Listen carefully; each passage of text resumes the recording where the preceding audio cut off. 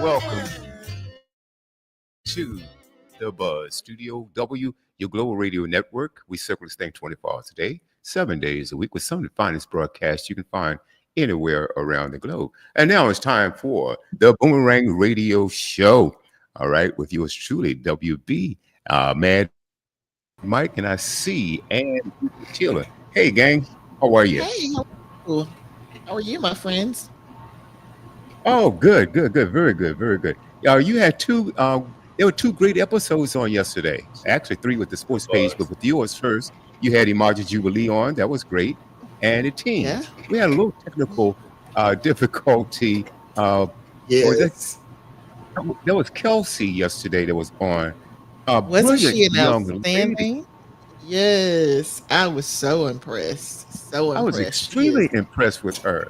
It was great. It was just Yes. a shame that the internet Wasn't working right. wasn't working properly.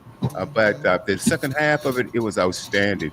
You It know what I really really was. liked, and is that, uh, like you mentioned, that she was wise beyond her years rather, Mm-hmm. wise beyond. Mm-hmm. And I think she started writing. Which did she say when she was 9. 5? She was 9 when she published her first novel. So I don't know how long she had been writing before that, but her mom found her writings and was like, "Oh, we need to publish this. It's that good." And It so was just that good. her Yeah. first book was published at 9 years old. She's 17. She's got two Wow, published novels. She's just, amazing. yeah, a phenomenal young woman. Good for Phenomenal. her mom too, by the way, for recognizing that. What a great parenting. Yes, Oh, yes. absolutely, absolutely. And that's a very, very important that as Mhm. parents, we support our children. Uh, Right. there's so much, and that's why I love Teens Talk Truth, because you find out some amazing things these young people are doing. It was Yes. just like you didn't know that Alex was producing music.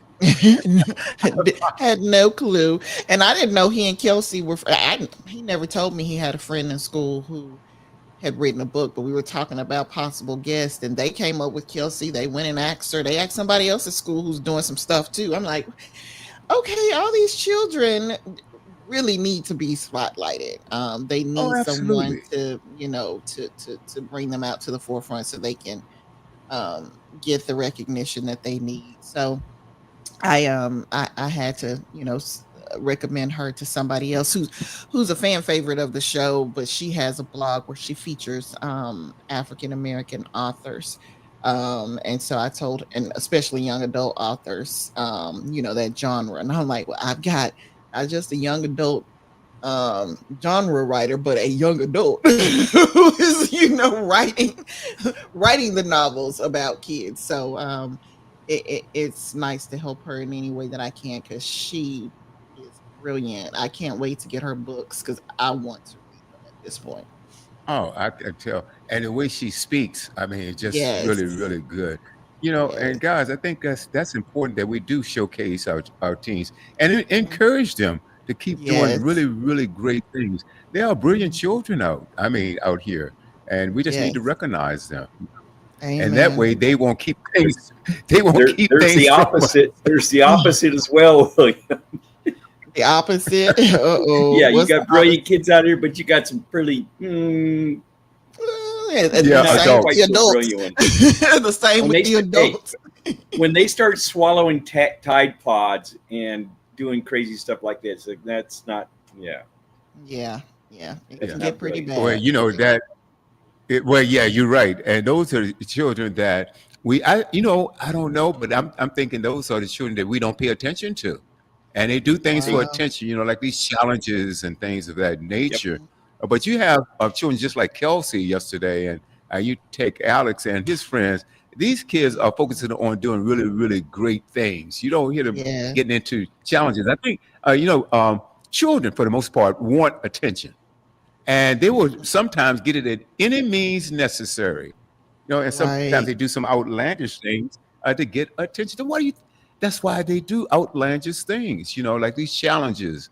Uh, True. Mhm. some of these crazy challenges out here have caused our children to die. Right? Right, right, Like right. I can't think of some of them, but it's just horrible. But I The think the one where more they were attention we setting pay, themselves on fire, that was a bad one. A lot of kids ended up in the Oh my, hospital after that one.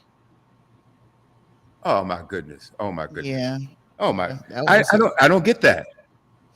I mean, they should know um by now that fire burns. I don't know. you know, I you really sound like AJ and Alex. Because when I hear about these challenges, I obviously bring it up and like, okay, we don't do this. AJ, mom, your children are not stupid. We would never do that. Like I just this need to be sure that you know that this is a stupid challenge out there, and you don't need to do Mhm. it because you see You don't kids do that. burning up, and their friends are just filming it. Nobody's trying to put the fire out. It's this is going to get likes, So That's anyway, unbelievable. yeah. Unbelievable.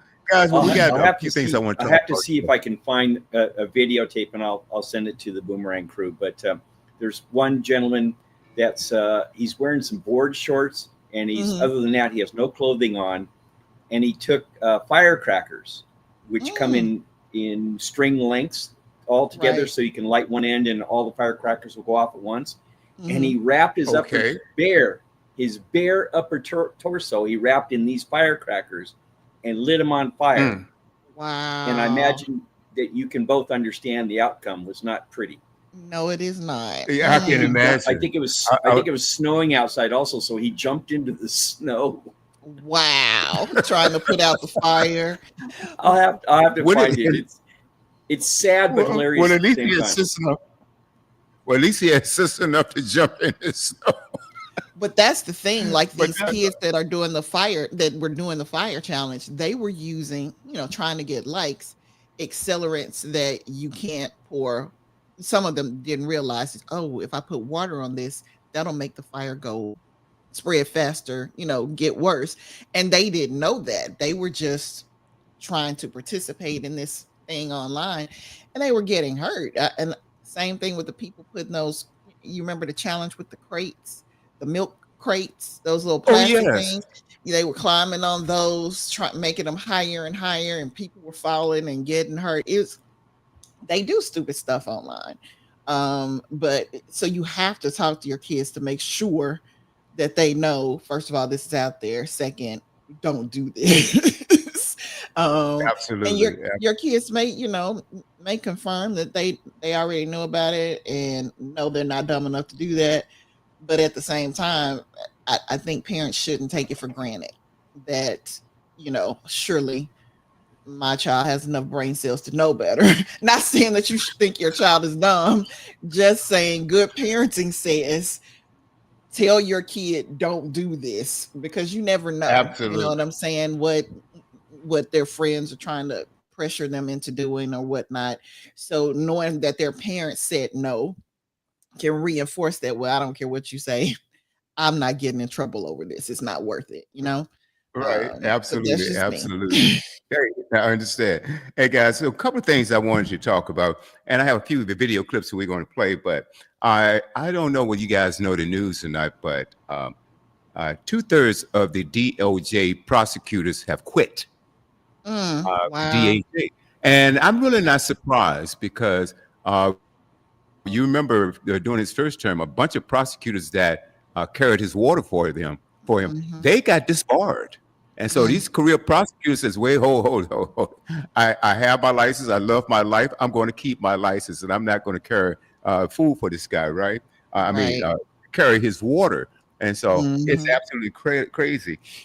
Then a little later on in the show, we're going to try to break this up in segments if we can, but a lot of times we get on a topic and it'll go the entire segment. I mean, the entire time we're on.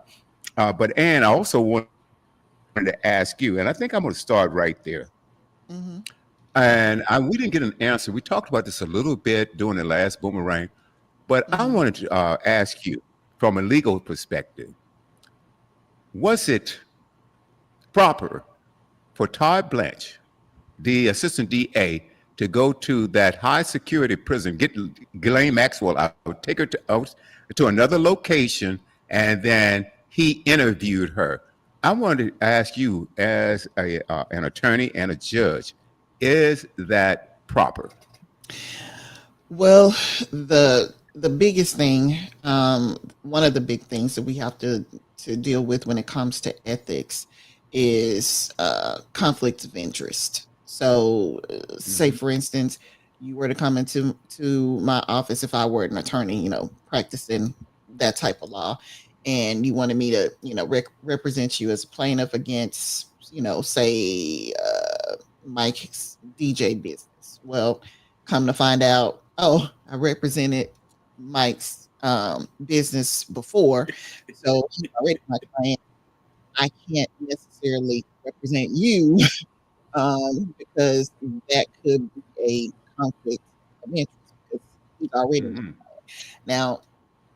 There are sometimes there are with larger firms, they try to come up with the way where they um, put up a wall, so to speak, and one attorney can represent a client, another represents another one.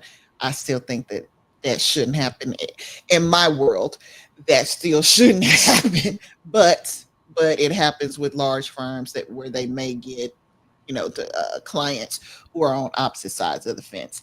So in this particular case, you've got him representing Donald Trump, and I don't know what all kinds of matters. I don't know if he represented him, in the uh, in any criminal matter or was it just all civil matters.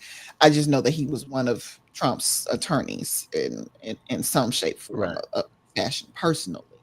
And so now, as a attorney for the division, I mean, sorry, for the Department of Justice, you've got him involved in something that could split his loyalties. On the one hand, Trump used to be his personal client. On the other hand, he's supposed to be representing the interests of the United States in criminal matters. So, from my point of view, I would not do this.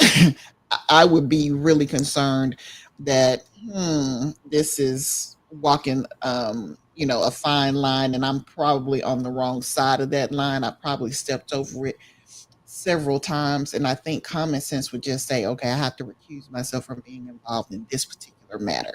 But that's the way I see it. Now, whether or not he's going to find himself in some legal trouble with his bar that he's his local bar or the federal bar will remain to be seen given how things have been changing lately. If it weren't for the rapid changes that we've been seeing, I would say that there was a good chance that this might be something that's at least investigated. Um, but at this Hmm. point, I honestly don't know. I don't know if they're just going to ignore it as another one of the Trump things that happened. But I personally would see it as a violation of ethics, of my ethical duties to not have a conflict of interest between my duty to my client, in this particular case, Donald Trump, and my client, the people of the United States of America, because he's a United States. He's part of the United States Department of Justice. So he doesn't answer to one particular person. But that's just my personal opinion. Right. The Okay. And rule of before I go to thumb, Mike, I have is even the appearance of impropriety, right? Exactly. Even the appearance of impropriety, yeah, even that though that there's not a direct connection. If there's smoke in the room, then you probably shouldn't be doing what you're doing. Exactly. absolutely. I agree. I agree with you 100%, Mike, on that. And you and my thing, and Mike, I'm gonna toss it to you, and so you can tell us whatever, or say, or give your opinion, whatever opinion that is. My thing is, this is highly unusual. But number one, why? She is Mhm. a convicted felon doing 20 years for uh, one of the most horrific crimes you can think of, and that Mhm. is exploitation, Mhm. exploitation and trafficking of young children, young girls. Mhm. Already 20 years service and maximum security prison. And so, what was he trying to accomplish, unless Mhm. if they are trying to set up something like the mob used to call it the fix. The fix is Mhm. in. Why would we have to go there? Number one, and prior to that, they fired the prosecutor that prosecuted her in the first place, which happens to be Comey's daughter. And it's my understanding that she prosecuted her. She prosecuted uh, um, Diddy? Epstein. Was she part of Diddy? Yeah, and Diddy. Mm. And as far as I know, the information I have, that she was an excellent, excellent prosecutor. So why Mm. fire her? No reason why. And yet the AG, the assistant AG, goes to the prison to interview her for what? Now, it's my understanding also that that this is with the information that's being leaked right now, that they've gone back and redacted Trump's name from the files. Now, we know that they put 1,000 career FBI agents on there to go through each and every page and redact his name. Question, Mike, if, let's say it was you, or if it was me, if I did nothing wrong, why redact my name from any information? And you only want to pick and choose the people's names that you want to go after, but you're going to take my name out. I mean, now, unless you real stupid, who's going to fall for this? It sounds like a fix, Mike. What's your take on it? Great question. Um, if you're dirty, you're dirty. And it doesn't matter which side of the aisle you come from or the middle or anywhere else. Dirty is dirty. Right is right. Wrong is wrong. And just like we're talking about, even the appearance of impropriety. Let the sunlight in. Let people see everything. I mean, obviously, and they're not going to show tapes of child molestation or anything like that. I mean, that's just not right at all. But let people know what the facts are. You know, facts, clues, and evidence is what I had to follow as an investigator. Facts, clues, and evidence. And it wasn't the other way around. I didn't go, oh, well, and we'll use Trump as an example here. Well, I don't like Trump, and so I'm gonna find dirt on him. That's not the way you do things. You find the facts, clues, and evidence, and you let that lead you to the ultimate outcome, whether they're dirty or not. And I believe that if you've got nothing to hide, then you should have no problem with your name being out there. And I have not heard that they've redacted Trump's name off of this. In fact, I heard that his name is mentioned multiple times because he and Epstein were buddies for a long time. Oh, we lost Ann. Damn it. But I mean, they used to fly all over together, and they would fly on Epstein's jet, and they were bros for a long time. And depending on which side of the story you want to believe, but Trump says, well, he just got too creepy for me, and so I threw him out of Mar-a-Lago. Or if you want to believe the other side, I don't know. It's just, but dirt is dirt, and if you're doing wrong, then you deserve to have yourself put out there for all of the others to judge whether you did something wrong or not. And you should be judged by a jury of your peers. So if they've got you committing a crime, I don't care what your last name is. I don't care if it's Clinton, Biden, Obama, Trump. I don't care. It doesn't matter to me. I'm fair across the board. If you're dirty, regardless of your last name, I don't care. If you need to be disciplined or if you need to be held accountable for your actions, I think that's a good thing, because the rest of us are held accountable for our actions. And whether you're in politics or you're a billionaire or not, it shouldn't matter. What both sides have been talking right now about nobody is above the law. How many times have you heard that in the last 6 months? Nobody's above the law. Nobody's above the law. Well, I guess what? Nobody should be above the law. Did I answer your question? I agree. William? I agree. You sure did. No, I agree 1,000,000% with that. There's no question about that. I did hear. Now, Ann's in Arkansas. You're in California. I'm in Virginia. We don't know what the hell's going on in D.C. We really don't. The only thing we get, we don't. The only thing we get is what we hear on the news. And so I'm really, I read different things, but I also check various outlets. And I'm telling you, some of these independent outlets are better than Main Street News, because Absolutely. the independents, they don't have the pressure on them that Main Street media have on them, because some of them hold back. And even I see some flakes on CNN. Okay. You have some that's on MSNBC. I think MSNBC is on. I think they're pretty much. I think they're a lot more honest than some of these mainstream networks.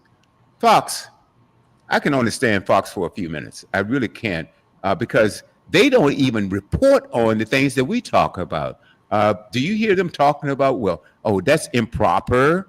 That Todd Blanche went to this prison. Okay, is that proper? And we don't even hear that. So some of these mainstream outlets I think, are doing a really, really good job. For instance, I like the Midas Touch. I like the Midas Touch. And I understand that you said things sound a little choppy. Everything sounds fine here. Is that a little bit better now? Or is that an Arkansas thing? It might be. It's coming in clear now. I'm hearing I'm it just clearly wondering. now, but I'm just wondering because, like I said, we were talking about Kelsey yesterday, and she was saying that she couldn't even hear us, and right. and it was so great, man. I mean, because those kids, Mhm. they were really, really good yesterday, and it's a They shame that the internet were. messed up on them. But anyway, like I said, my thing is, and I do agree with you, Mike, and I can't. This is about the third or fourth time I've agreed with you in the first 15, 20 minutes or As so. it should be. But no, let the chips. Let's do it. Let the chips fall where they may, because you take us citizens out here. If we did some of the things that our Congress members are doing, our Congress is doing, or the Senate, or in the cabinet, if we do 1/10 of the things that they are doing, we would be in prison right now. We would be in prison right now. So no, and they said, oh, there's justice for all, and nobody's above the law. Yeah, prove it then. If nobody's against the law, then you hold some of these billion because you have $1 billion in your bank account. That doesn't mean that you should get away with murder, and so many are. My thing again is that I think, as far as Todd Blanche going to that prison, number one, I think it's wrong. Number one, the assistant AG has no business doing that, and you have to ask, what was he trying to do? Did he go there to strike a sweetheart deal with Maxwell? Did he go there to find out exactly what she's going to say if she got a pardon?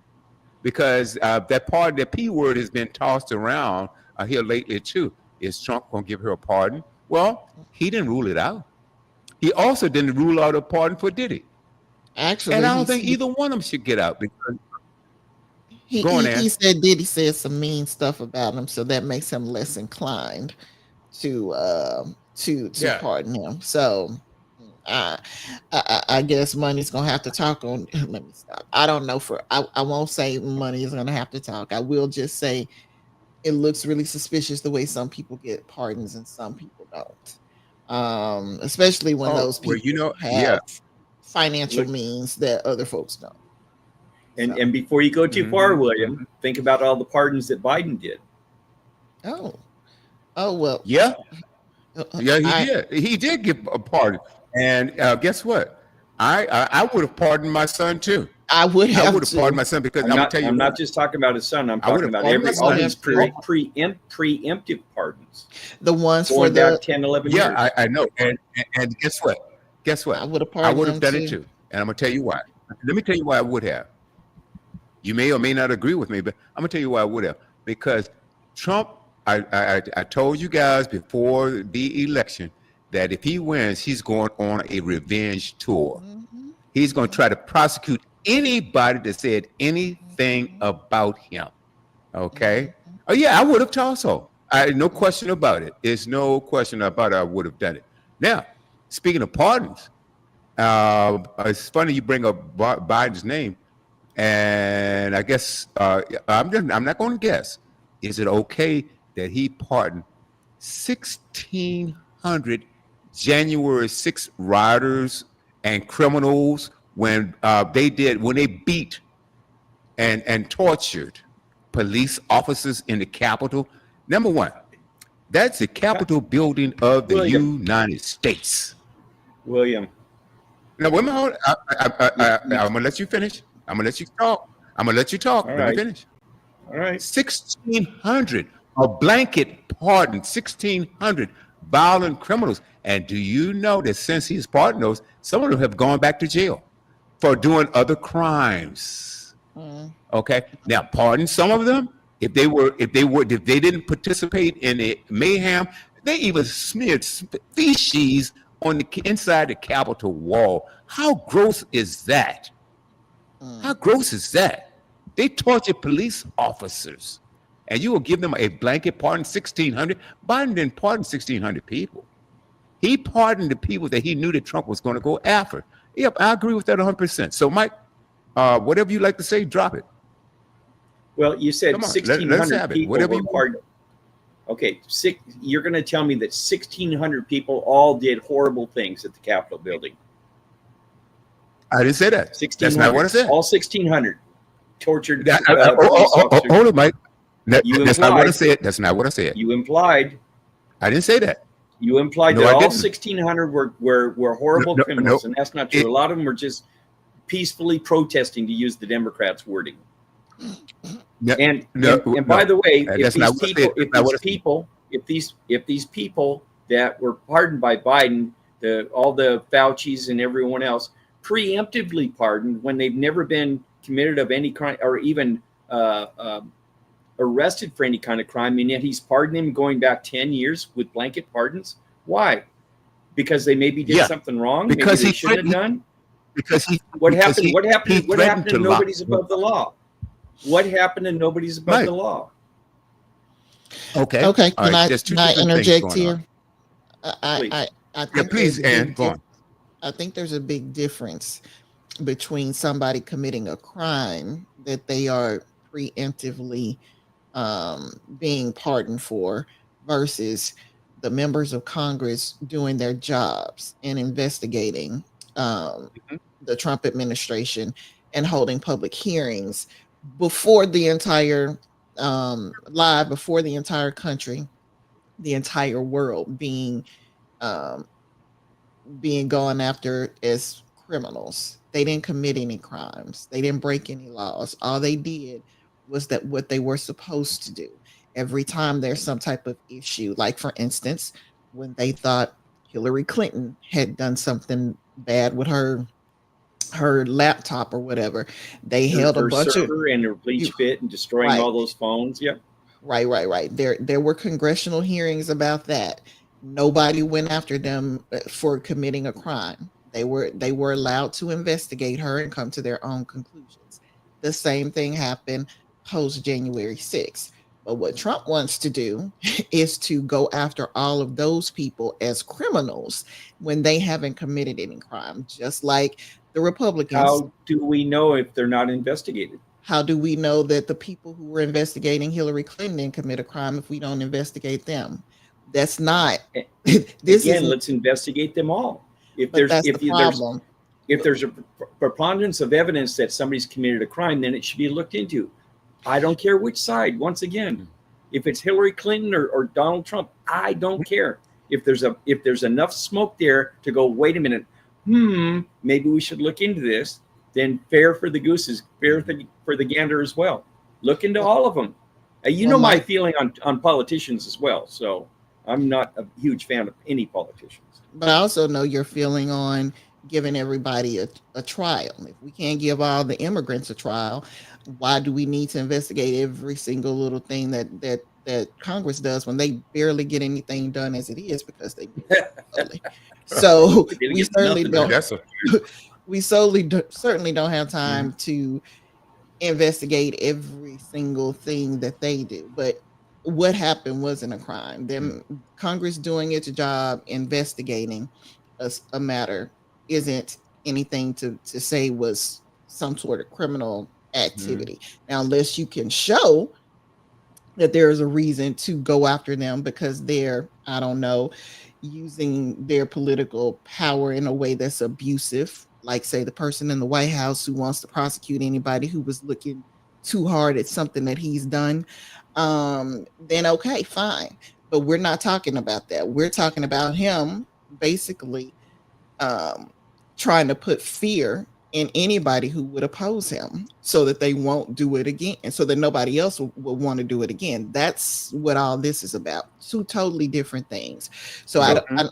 I don't think it's the same as saying, oh, the whoever the Democratic guy and I think New York was, who had the gold bars or whatnot that he was taken from, was it Egypt he was getting bribes from? I can't remember. Oh, you told me Now the that Democrat. I know Right. you Now told me. Yeah. that's somebody who definitely needed to be investigated and convicted because he No was question. taking bribes from from a foreign country. But we don't have those type of allegations against these people. What we have is somebody who's upset that there was an investigation of him that was very transparent. It was done live before uh, all kinds of press. Everybody all over the world got to see it, Mm-hmm. whoever wanted to. And he didn't like the way that that he and the people in January 6th were implicated in trying to overthrow the government of the United States. And because of that, he wants to get revenge. That should not be allowed. I don't care who it is. We Mhm. shouldn't weaponize the legal system to go against people. Don't get me wrong, that's been happening in this country for centuries, especially if you want to look at it since slavery was abolished. That's the one little loophole that people kept for themselves so that they can enslave people, which is what Mm-hmm. led to the enslavement of so many African American men because it's a whole lot easier to take away their right to vote, to take away their right to bear arms, um, to take away their freedom, and to give free labor at the time like they were getting before. And not only that, you continue to destabilize Black households because now you don't have fathers there to raise their children. You don't have husbands there to protect their wives and their families. And it's a lot easier to terrorize the women and the children, to rape the women, to do whatever it is you want to do in that particular community, which is another thing, which brings us to another thing. We don't want anybody to study that. We don't. So we're still telling people what they can do. If this is a free country, why is it that you can legislate what I can learn about? Why is it that you can Right. tell me that I can't learn about actual things that happen in history, but I've got to dumb it down and water it down because you don't like feeling human emotions like empathy, like like sympathy, like for instance, this was a bad thing and we don't want to repeat that type of behavior. So there's a there's a lot to unpack here in just saying, oh, um, these people needed to be prosecuted. I think we are basically going in the wrong direction in terms of using the law as a weapon when that's not what it was meant to be for. It's That's what the supposed to be Dems a did. tool of justice. That's what who did? I didn't hear you. That's what the Democrats did. They used it as a weapon. They went after Trump How? before he was elected. Look at Okay. Letitia James. Letitia James ran on getting Trump from Mm. the very Yeah. get-go. She had no clues. She had no clues or evidence of anything, but she ran. If you vote me into office, I will get him. So what did she do? She got voted in Yeah. office, so she had to find dirt on him. So what did she find? A And, crime that's never been prosecuted before, and who was oh, Mike, that damaged? Hang on, who was damaged by his supposed crime and his 90 some odd felonies? Who was damaged? The bank wasn't damaged. They said we're fine with it. He didn't damage anyone else, but no, they went after him to try to stop him from becoming exactly what he currently is as the president. And don't tell me everything the right. Dems do is on the up and up, and they all got halos, and all the Republicans are bad because they're bad on both sides. So at least I'm fair across the board Hey, here. I don't like either side, but right. for them to No, no. prosecute him for crimes that didn't exist is absolutely ridiculous. And if he's such a hardened criminal and a felon, why is he the president of the United States instead of him being in jail? Because it was BS. Because you got a whole bunch of stupid people that voted for him. That's how. Oh, half the country. Now you just insulted more than half the country. They're all stupid because they voted for Orange Man. They need to be insulted. Maybe they were tired of the non-Orange Man. Maybe they're tired of what the Democrats were doing. Maybe they were tired of the line from the Clinton side. Maybe they're tired of Fauci line. Maybe they were tired of him pardoning his son when he said he wouldn't, which was a lie. Or maybe he pardoned him anyway. Or maybe they just so don't tell me that all the Democrats have halos and all the Republicans have pitchforchks and torches. Nobody's ever said that. We keep telling you over and over each week, Mike. You're implying it. No, I didn't say that. I'm not implying anything. If you listen to me, then you will understand. I said, if a Democrat, I've always said this, okay, just like Mr. Gold Bars, he was a Democrat. I said, lock him up. Okay. If you find somebody on the Democratic side that did something wrong, lock them up. Okay? I have one question for you. If you let me ask. I have. Give me a minute to ask one question. Can I ask one question? You can ask anything you want. Okay. If you're going to go that route and say that these people need to be prosecuted, Hillary Clinton destroyed her server. She deleted 30,000 emails. They took all the phones from the Department of Justice people and destroyed them with hammers. Now, that's not a crime. How do you know that? How do you know that? It's in the news. Has it been proven? Yes. Well, and what news? Fox News? In Fox News? No, it's Mike, it's general knowledge news. How come all those phones were destroyed? How come she was using a private server? Why was she admitted to using a private server in her basement or wherever it was? She admitted to it, but then she deleted 30,000 emails, which is well known. This I'm not just pulling this out of my tailbone. Well known. Yes, it is too. It is not well known because no, it's not well known because you listen to MSNBC. That information is still in the clouds. Okay, it's still in the clouds, and you know that too. Now, what I'm saying is, let me see if Hillary Clinton did something wrong, hey, and it's illegal, lock her up. I won't go to something you said about Letitia James. Number one, she knew that the man was guilty before he got into office. She knew that because guess what, Mike? She knew that because she knew Mike. Because Orange Man bad. Oh, Orange Man bad. Orange Man bad. She knew that, Mike, because there are records. He lied, he inflated for a couple of reasons, which is a crime, which is a federal crime. Okay, he inflated his properties when he wanted to get a loan, and deflated the property value for tax reasons. That is you mean the exact same thing that Letitia James has done over the decades. She claims he did something which she's been doing for decades. No, she is. Why do you think she's going to be under indictment? How do you know she's done anything wrong? And if she has done something wrong, hold her accountable too. Let me get back to my point. How did she know Trump did anything wrong before she was even in office? Before she was even in office. Before she was in office. All this. Wait, she was in law. She knew about the law, and she knew this guy had committed crimes. She didn't just come make something up. Mike, who was damaged? The records show that who did he damage?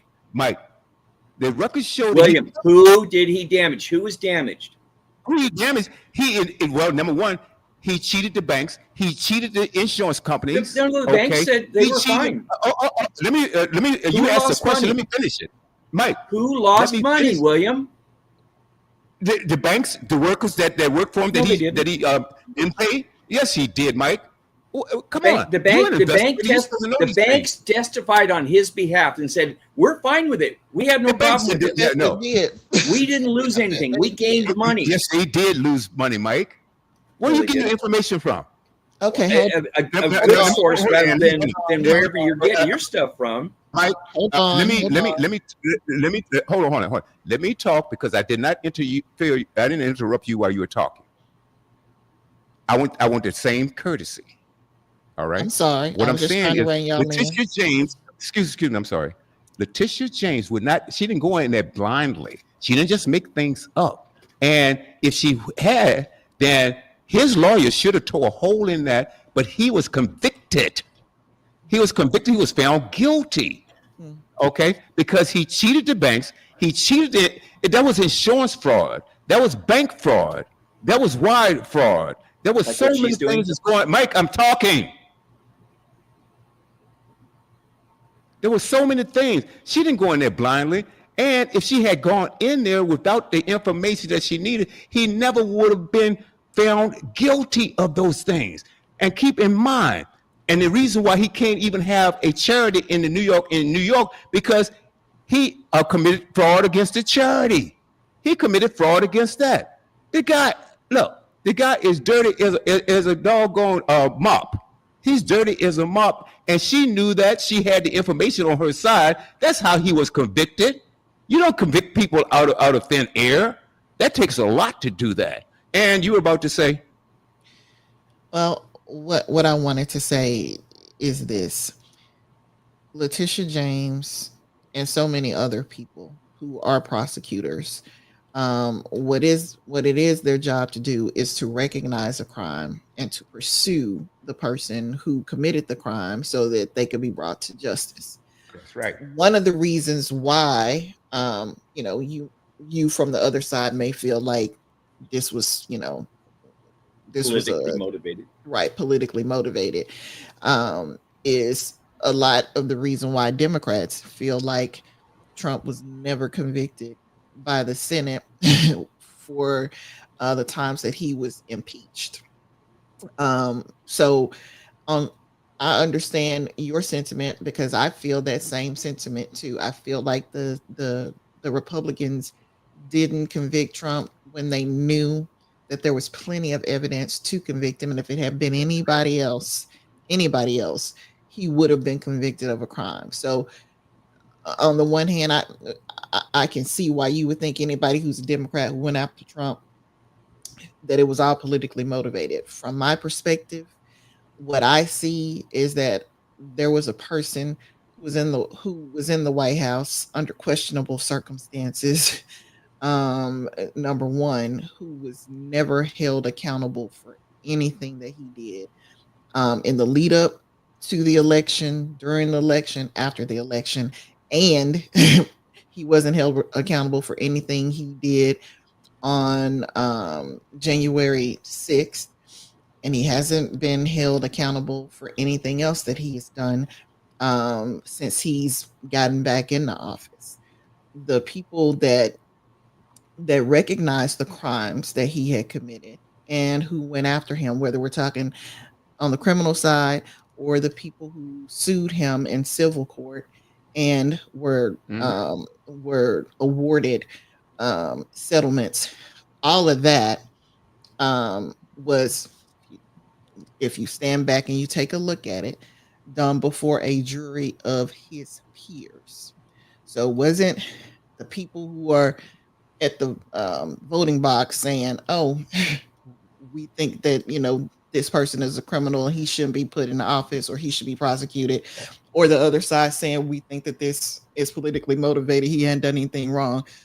Excuse me. It was a jury of his peers that his attorneys had input in selecting to hear evidence and decide whether or not he was guilty or innocent. And 34 times he was convicted of 34 felonies. They saw that he was guilty in that particular of those particular crimes. Not only that, you had grand juries who took a look at all the evidence before it even got to the point of prosecuting him. So that's the legal system that's in place. And to be very honest, it benefits white America because 9 times out of 10, the majority of the people on the bench are going to be white. And very often, if you got a Republican, they're white. So if anybody was going to have an advantage or where there could be an advantage, something to their advantage, it was Trump. If it had been Ann Taylor, or if we dare say my first name, Renetha Taylor, who was on trial for all of that, I bet you the outcome would not only have been that first of all, I never would have even gotten to that point, but I would have been convicted a long time ago if I had done half of that stuff. Because that's the way that our legal system is set up. That's the way our culture is. It's a cultural thing. You automatically assume that people are brown, are guilty, and there's this presumption guilty until proven innocent if you're white. Plain and simple. I know we like to say it's supposed to apply to everybody, but it doesn't. We have a guilty until proven innocent standard basically for anybody who has brown skin or and for everybody else, meaning white people, we're more likely to say they're innocent until proven guilty.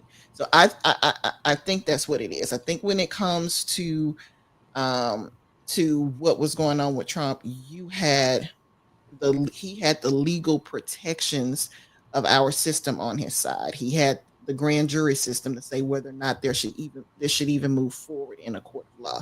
He had a jury of his peers to look at the evidence and not just people at the ballot box who either are for or against him. Whereas on the other side of the coin, we're just talking about Trump weaponizing the legal system to get revenge on people he doesn't like because he thinks they don't like him. I'm done, William, if you want to say something, or Mike, if you want to say something. Well, I saw the exact same thing happening on the other side. They weaponized the DOJ and the FBI to go after Trump to stop him from becoming president again. And there's pretty much nothing you can tell me that's going to convince me otherwise, because I watched it in real time.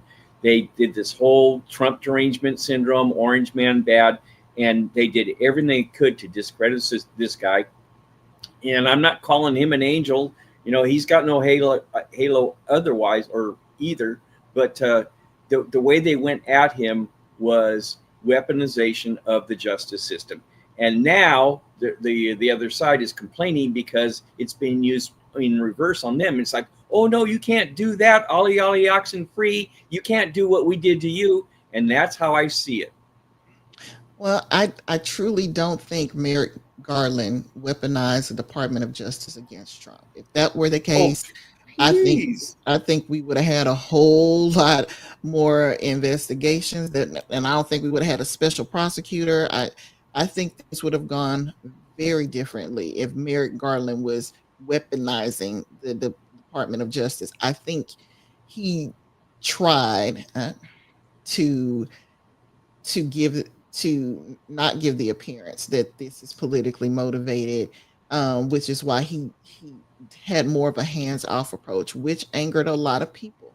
A lot of people felt that the Department of Justice didn't do its job by going after the Trump administration for all of the inappropriate things that were done during that administration. Now, they did go prosecute the January 6th mob of insurrectionists, but as far as bringing Trump to account, I don't think they did a very good job of that. I don't think Merrick Garland wanted to do that because they were trying to bring the temperature down on the political divide, and I think it was the wrong decision to make. I think he should have, but that's my personal opinion. Well, I'm not so sure that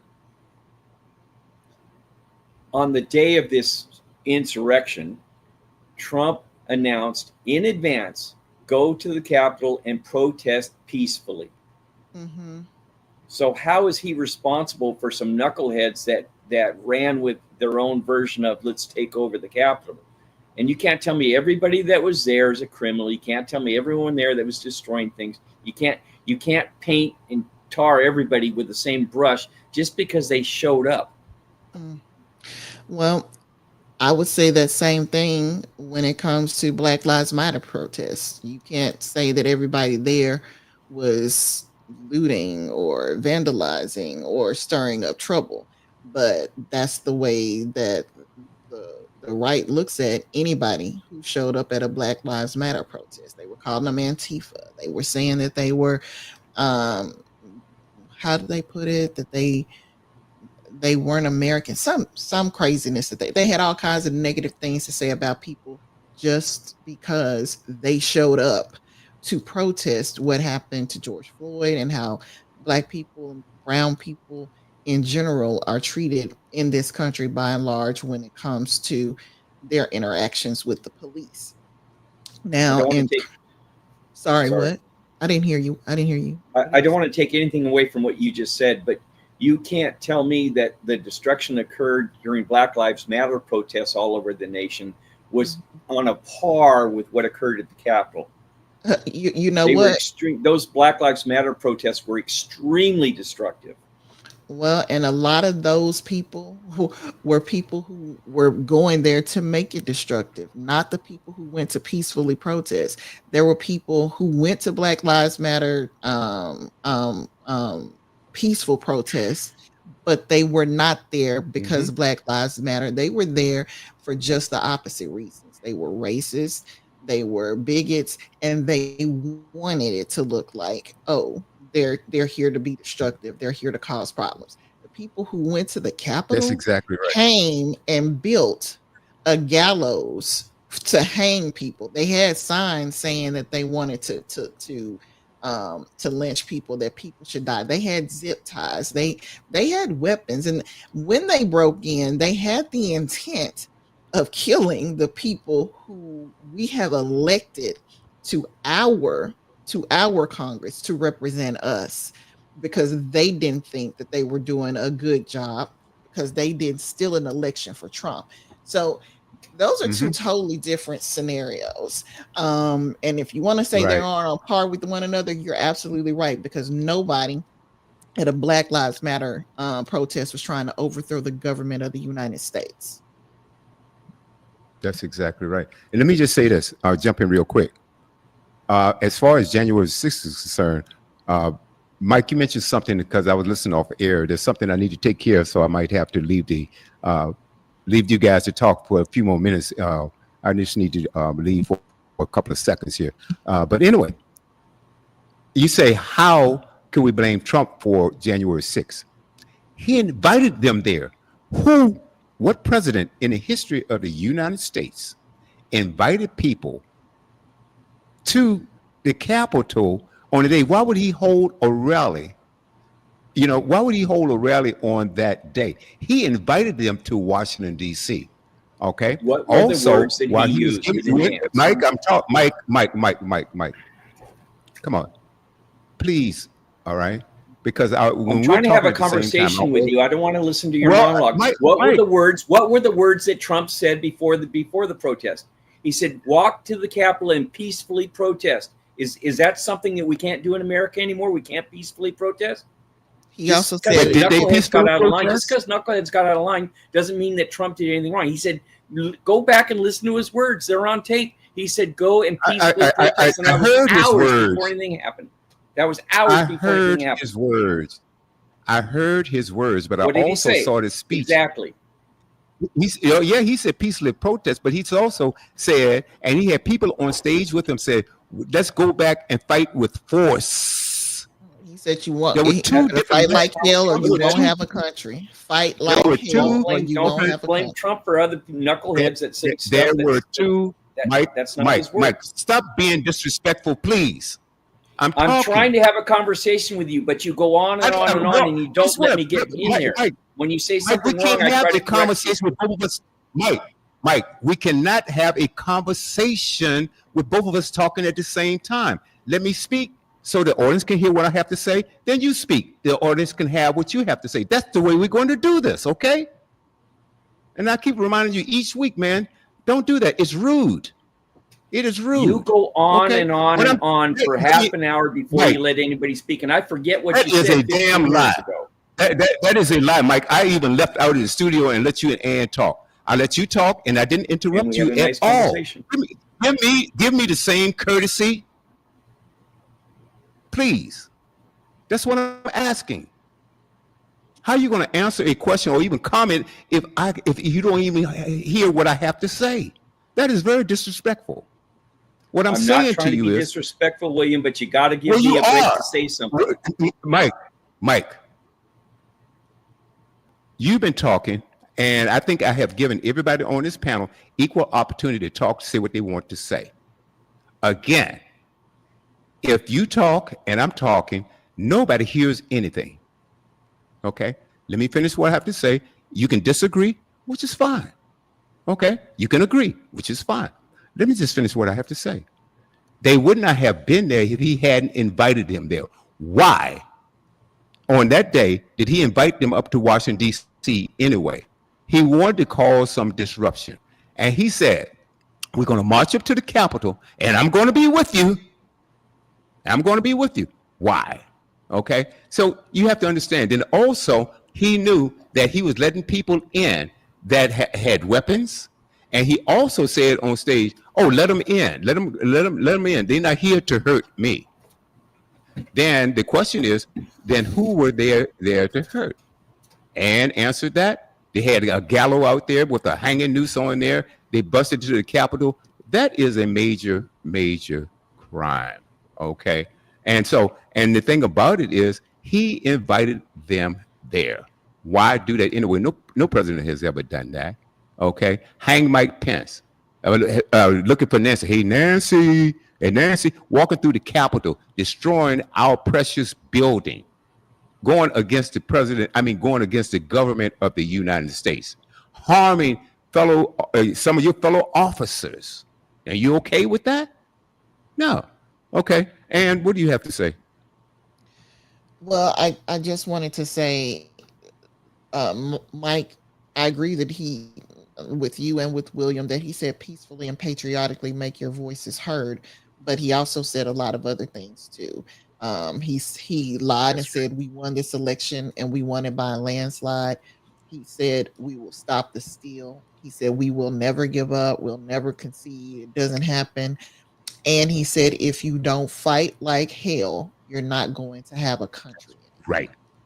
So you can't tell me using one word to cover yourself, which, let's say we do it here all the time. We say allegedly to cover all the stuff that we're about to say next. He used a phrase to cover himself. Let's peacefully and patriotically go to the Capitol and protest. I don't believe for a minute that he meant let's peacefully and patriotically go to the Capitol to protest. I believe he meant to fight like hell, because that's what he said. Not only that, Trump has a history of inciting violence. If you watch some of his rallies, he has told people to punch that guy in the face, and they turn around and they did it. So they're used to him giving them instructions and following it. He told the Proud Boys during a debate to stand back and stand by, and they did, waiting for further instructions, and tweeted about it in real time that, okay, Mr. President, we got the message, and we will be waiting for your commands. He then turned around and they hired the Proud Boys for security. What in the world does a politician need with a group that's considered a white supremacist organization that's the FBI and other organizations have on their watch list? Why do you need them to give you security when you've got the Secret Service that we pay for with taxpayers' dollars? It's those types of things that don't make any sense whatsoever. So I don't I can't buy into the theory that it was just people like Steve Bannon, because yes, Steve Bannon on his show, they were making very inflammatory comments about January 6th being exactly what it was, and telling their folks, that they should go, and telling them to watch and see what was going to happen.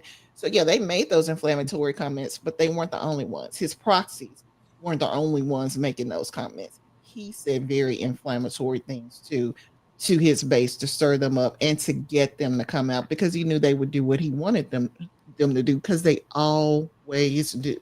They always have every time he's given them those types of instructions. Mhm. I'm done. Yeah. I'm waiting. Mike, you say you don't have time. Go. Whatever you want to I'm say. just waiting for permission here because you get kind of excited when I Cut butt it out. in. Cut it out. Just cut it What? out. Just cut it out. And Mike, you're say gonna whatever you tell want to me say. you're gonna tell me, Judge Ann, that the Democratic side never uses inflammatory language like that. Like we have to fight. We're going to lose our democracy. This is the end of it. If we don't stop this man, it'll never be America again. You're going to tell me the Democratic side doesn't use the exact same language and rhetoric. I will tell you that I've never heard a Democrat tell anybody to punch someone in their audience. Maxine and Waters. they did it. Right. Maxine Waters. I've never heard her. I Maxine- never knew that she said that. If she said it, she said it. But I personally have never heard of a Democratic politician telling somebody to punch somebody else. Now, if she did that, obviously that was wrong. We should not. But you don't hear about that. Well, I didn't hear about that. I'm not in California. She's a politician out of California. So I can imagine that you guys heard about it on your local news, but I didn't hear about it on the national news, which is what I watch. And the difference is Trump was running for president.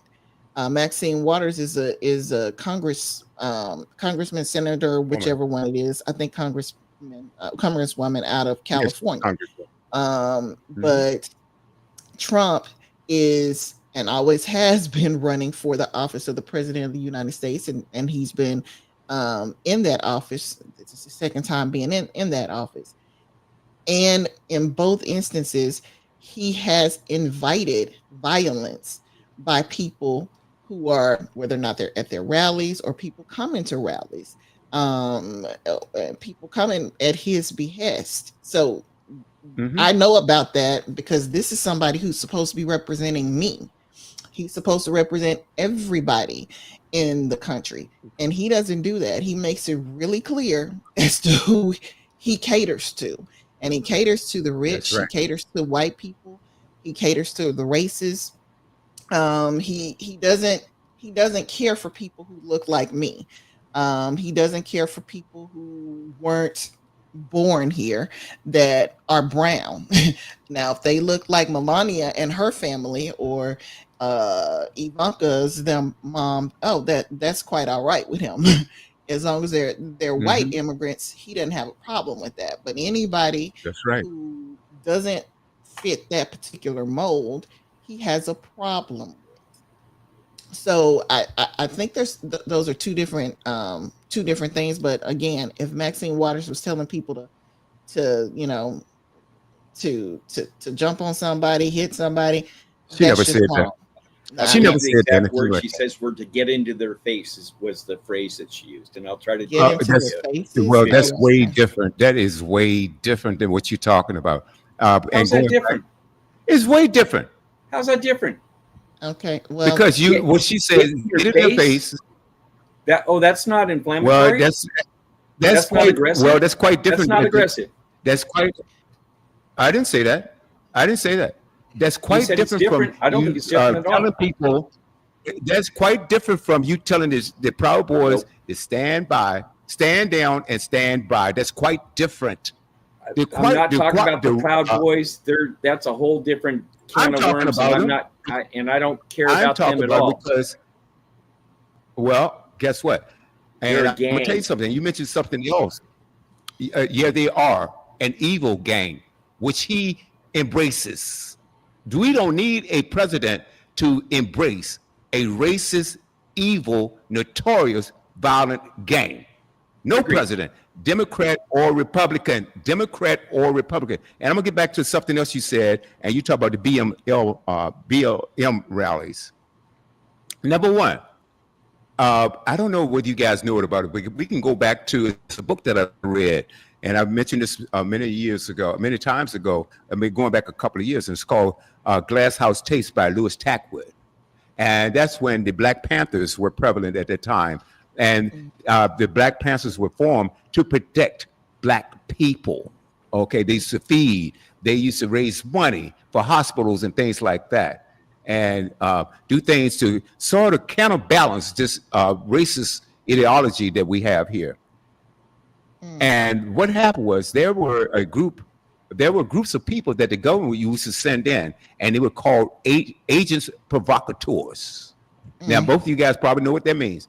That means that you're going to plant somebody in a rally or plant somebody within a group. And what they did, they started throwing the agent provocateurs, which had nothing to do with the Black Panthers, but they were there to cause and give the government reason to come down on them. And they were throwing bricks and rocks at the police officers. So what they do, then they have a reason now to go after the whole group. That's the same thing that happened when the Proud Boys showed up at the BLM rallies. And I agree with Ann. BLM, that's not a violent group. That's not a violent group. And I saw it on tape, and there were two white women. There were two white women dressed in black, going and spray painted buildings. This woman called them out, said, "What are you guys doing?" Said, "The BML leader told us to do this," which was a lie. They did not. You had the Proud Boys standing on the side. What are they doing there? See, you have to understand that what we see sometimes on TV is not exactly what it is. All right, because you have agent provocateurs that's going to cause a disruption, and then everybody go, "Oh, see what that is? You see that BML? Oh, they're violent." No. So you have to understand that. And I'm gonna say this, and then I'm gonna let you have the floor, Mike. And as far as Biden weaponizing the Department of Justice, that is the biggest lie told, and I'm gonna tell you why. Merrick Garland prosecuted Biden's own son, and Biden didn't stop that. Biden could have stopped that. Prosecute his own son, and I agree with Ann. Merrick Garland, what they were trying to do, they were trying to show, well, okay, we're not going to go after Trump for the sake of going after Trump, okay? And they drug their feet. Merrick Garland was the worst attorney general ever. They dragged their feet. And this guy, you're not going to tell me someone who was convicted of 34, but charged with 88 felonies, and you trying to tell me that the guy is pure as the driven snow? Come on, man. I'm not he saying had been that. convicted of. Well, that's what you're saying, because you never. Nope. Every time we show you something, Mike, you say, "Well, what about the Democrats? What about the Democrats?" Guess what? The Democrats have not committed as many crimes as the Republicans. I mean, that is a false equivalent of yours. Very false, and it's misleading. Now, whatever comments you have, the floor is yours. I beg to differ with you. The Democrats are just as dirty as the Republicans. That and that's is a the lie. One thing now you're interrupting me. Yeah, I did. You want to play that game? Well, you've already played it. You've been playing it all day. But that's a lie. But go on. Because you don't give me a break to say something. And when you say something that I believe is wrong, then you go on to the next thing that's wrong, and the next thing that's wrong, and the next thing is wrong. And I can't remember what you said 10 minutes ago. So I want to have a dialogue with you. I don't want to interrupt you or Ann ever. But you got to take a breath and let me get in once in a while. I'm not going to go on a big old speech. Just let me get in a little point. There were provocateurs at J6. And there was a bunch of federal agents there that were all dressed up like they were protesters. And the way and you notice they wouldn't admit how many inside people were there, how many of the federal people were there working undercover. They would never admit it until recently. And they had like 100 guys and gals out there that were all dressed up like protesters. And the way they figured it out and the way they had to admit that it was true is because they dressed up like the regular people, but they didn't change their shoes. So they had these nice, shiny go to meeting shoes on, go to church shoes on. And that's how they figured out that they were inside people that are instigating everyone. Oh, go ahead, break down the barricades, go on in to show them. So there was the whole weaponization of the federal government that was all part of J6 as well. So let's start with that. And as far as BLM goes, they took over police stations and took over entire communities. You can't tell me that's on a par with J6. It's just not. And for the destruction, the billions of dollars of destruction they did on federal buildings and communities was abhorrent. I'm not defending the people that were violent at J6. They should go to jail. But the vast majority of them were there because it was a moment in time and they wanted to be part of it. So they showed up in force to watch and see what was going to happen. The vast majority of them didn't do anything. They had certain people that went in there and caused damage, and by all means, throw them in jail, throw away the key. But to put that on par with BLM doesn't even equate at all. And I'm not defending the misuse of humanity with regard to black, white, brown, yellow. I don't care. Any of that occurs is evil. And again, you've heard me say over and over again, this is good versus evil. And regardless, I'm not going to judge you by your color, and I shouldn't be judged by my color. I should be judged by what did Martin Luther King say? The character of my heart. I should be judged by my actions and my deeds and the character of my heart, not because I'm an old bald-headed redneck, because I don't go around hurting anybody, at least not intentionally.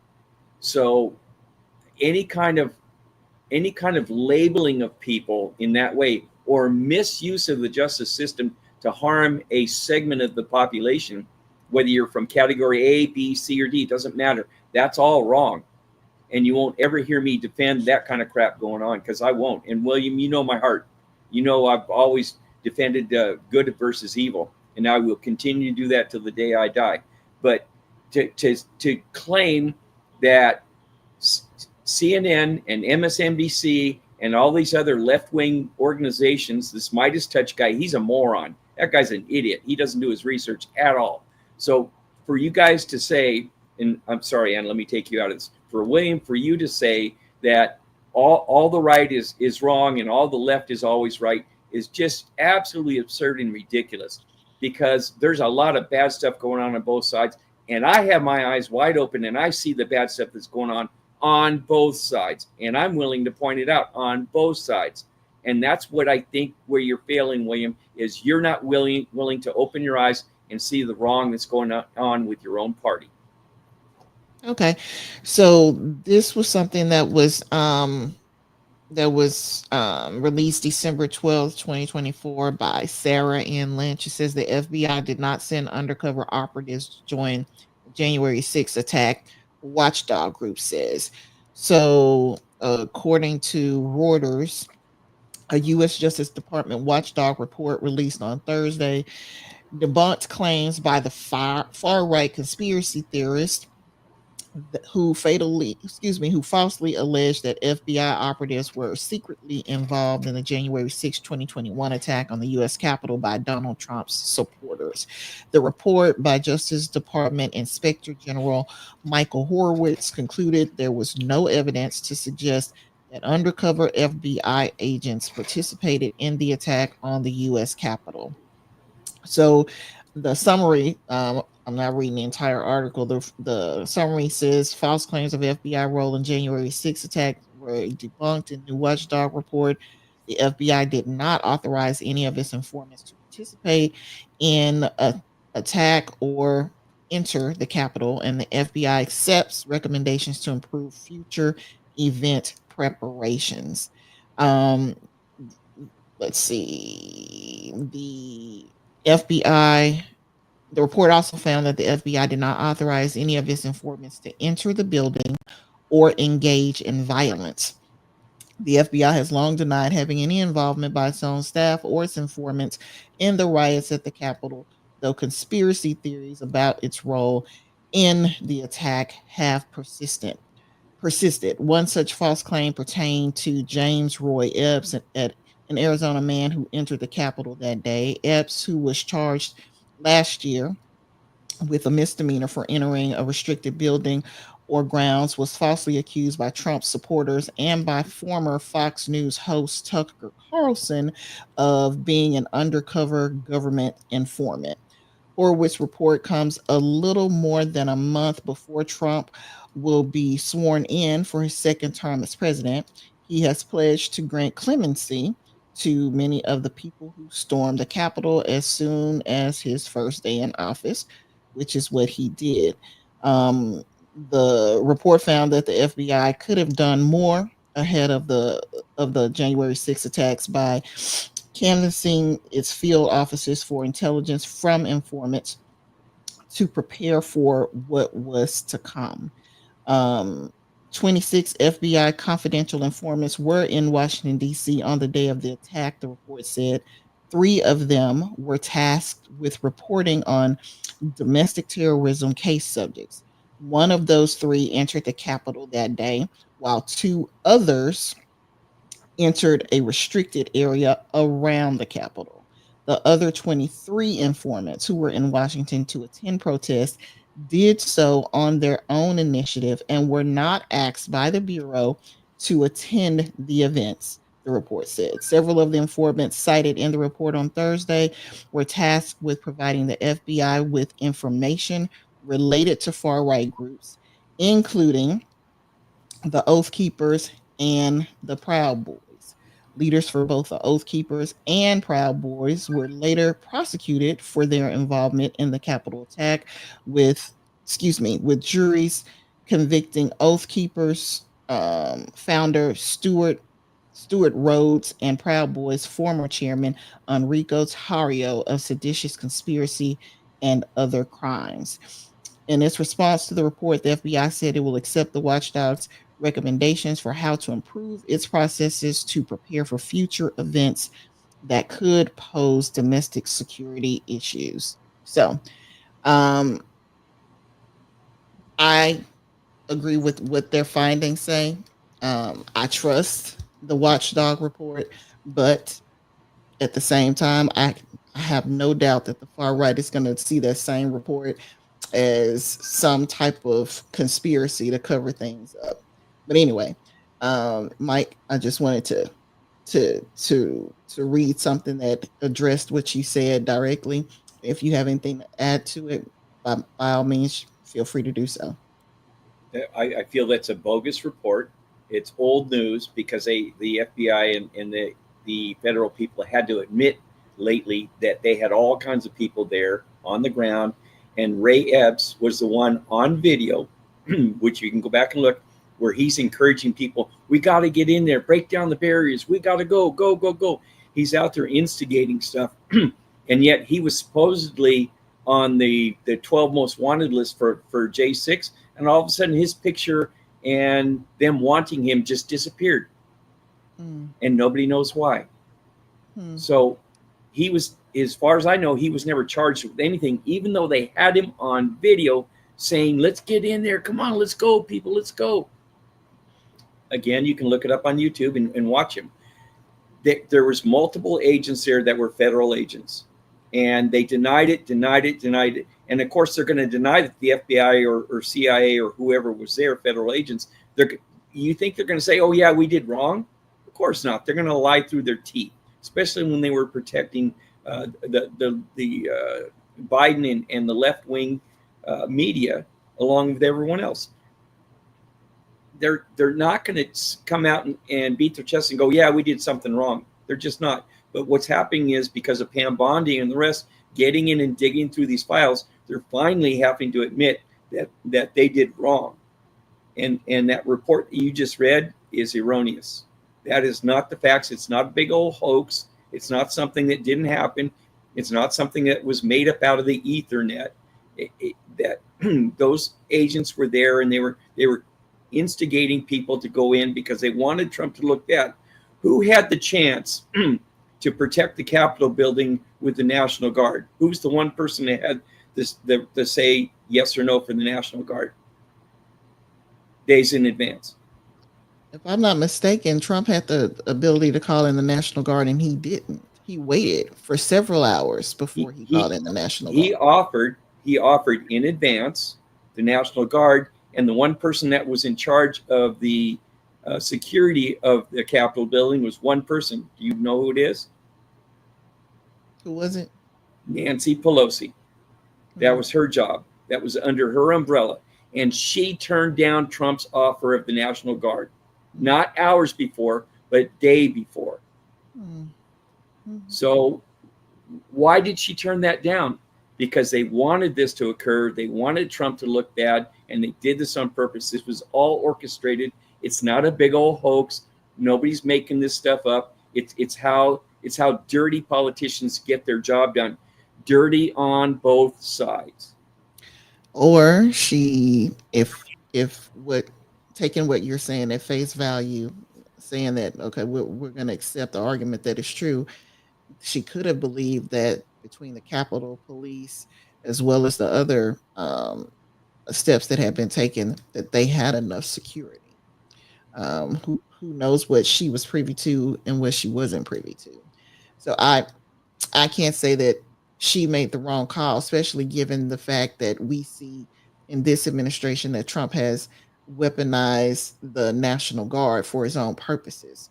So I don't think him calling in the National Guard was because he wanted to protect all the people that the January 6th rioters had had the idea that they wanted to lynch. I think what he wanted to do is, if that was his point of calling them in earlier, it's the same thing that he's been doing in California, trying to use them in a way that they were not meant to be used. Trump's not bringing in the National Guard for his own interests. He's bringing in the National Guard to protect the American people and the law enforcement of this country. It's not like they're surrounding his home in Mar-a-Lago. He's bringing them in to protect the people in California currently because the government here in California won't do it. Karen Bass, the mayor of Los Angeles, won't do it.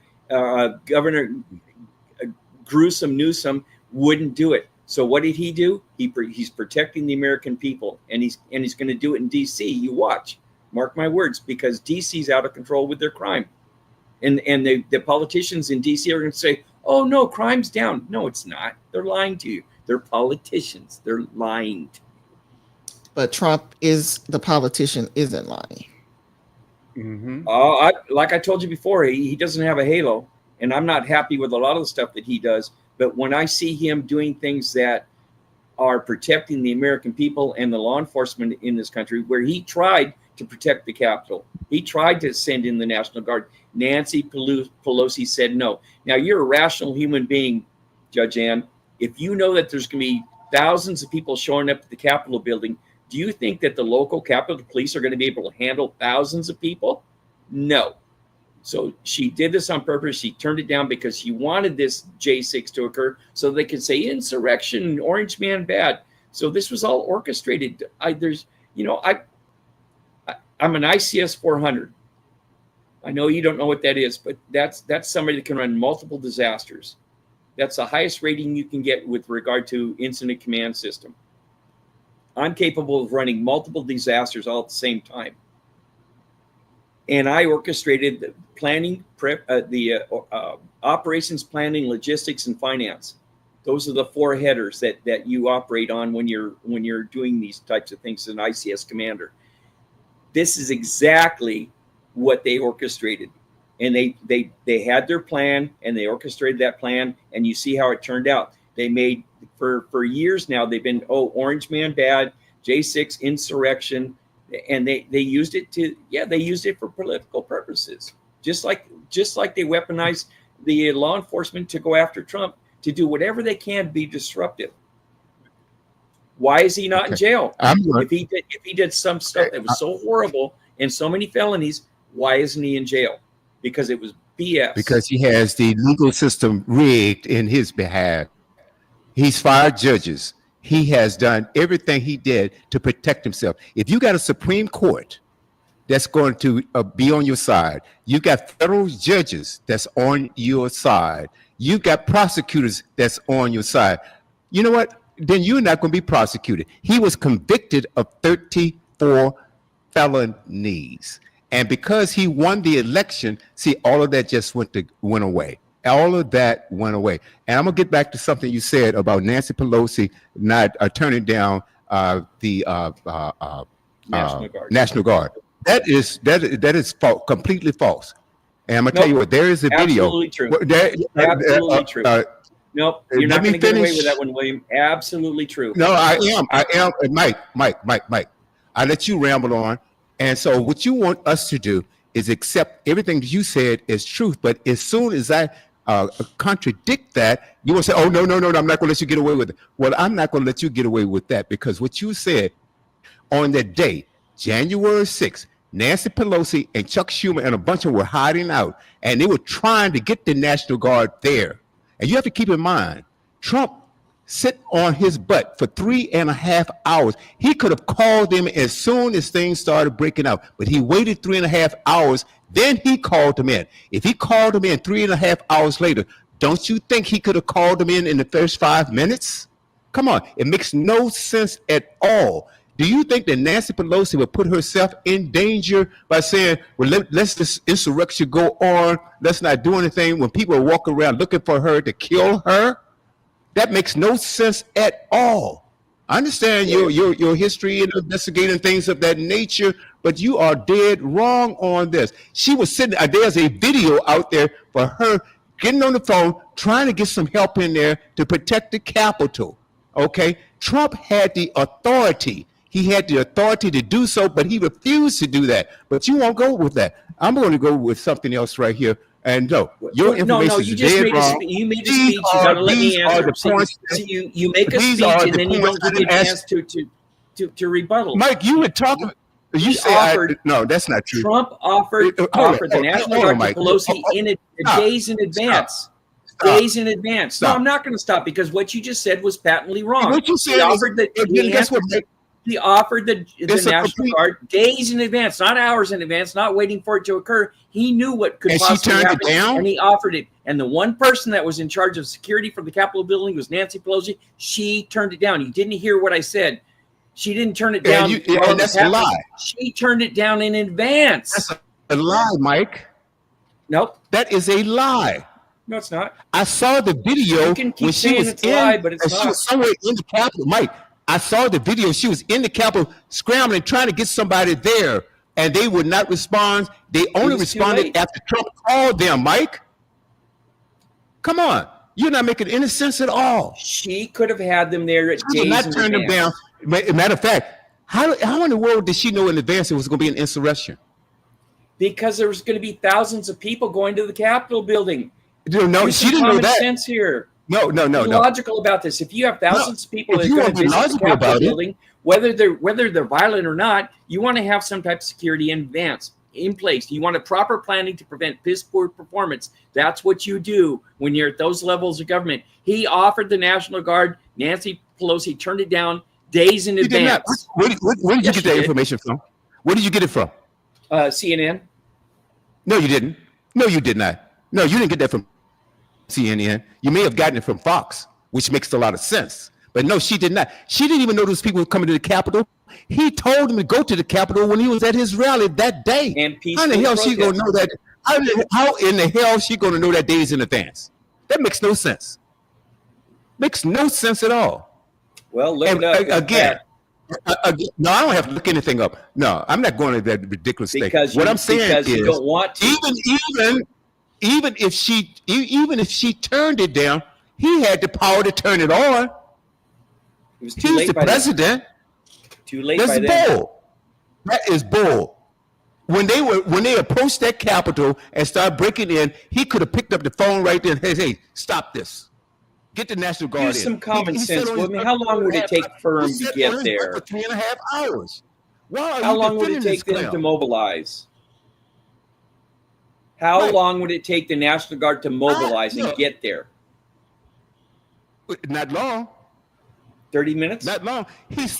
Hours. He sat on his butt for 3.5 hours, Mike.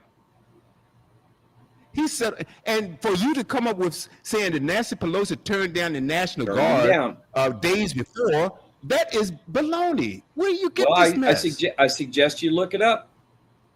I'm not going to look up in the garbage because then I have to go to the garbage can that you got it out of. Because you I do know, and because what I'm saying is that what you're saying makes no sense at all. How in the hell matter of fact, how did she know that he was going to invite them to go up to the Capitol? How did she know that? He had a rally away from the Capitol building. I'm talking about thousands and thousands and thousands of feet away from. He said, we're going to march up to the Capitol. Is she And Nostradamus? peacefully How is she supposed to protest. know that?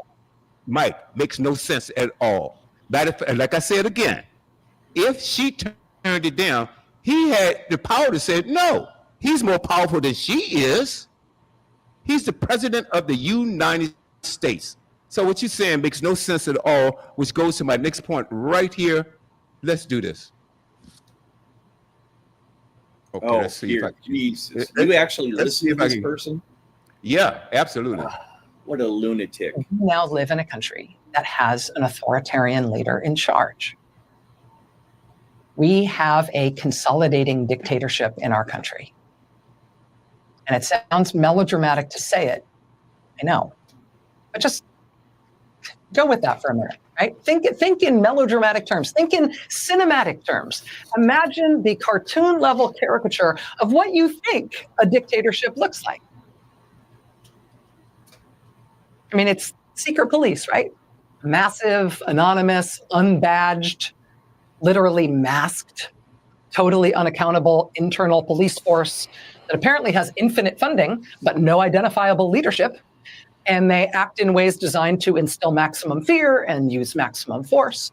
I mean, when you imagine an authoritarian country, right, what you imagine is masked secret police breaking people's car windows and snatching people off the streets and out of church parking lots and courtroom hallways and taking them away with no charges, no notice, no paperwork, no explanation, not letting them see lawyers, and then moving them secretly to what are effectively black site prisons, where they won't tell you who's there and where no one's allowed in to see what's going on, right? And that kind of a cartoon caricature of an authoritarian country, the one you might have imagined in melodramatic and cinematic terms ever before we got here, you would expect, right, that you'd have a scapegoated minority group blamed for all things. In our case, immigrants, right? And the new extraordinary powers and shows of force by the secret police, among other things. All these extraordinary powers and shows of force will be framed as necessary to stop this terrible internal enemy, right? Frame everything as immigration enforcement.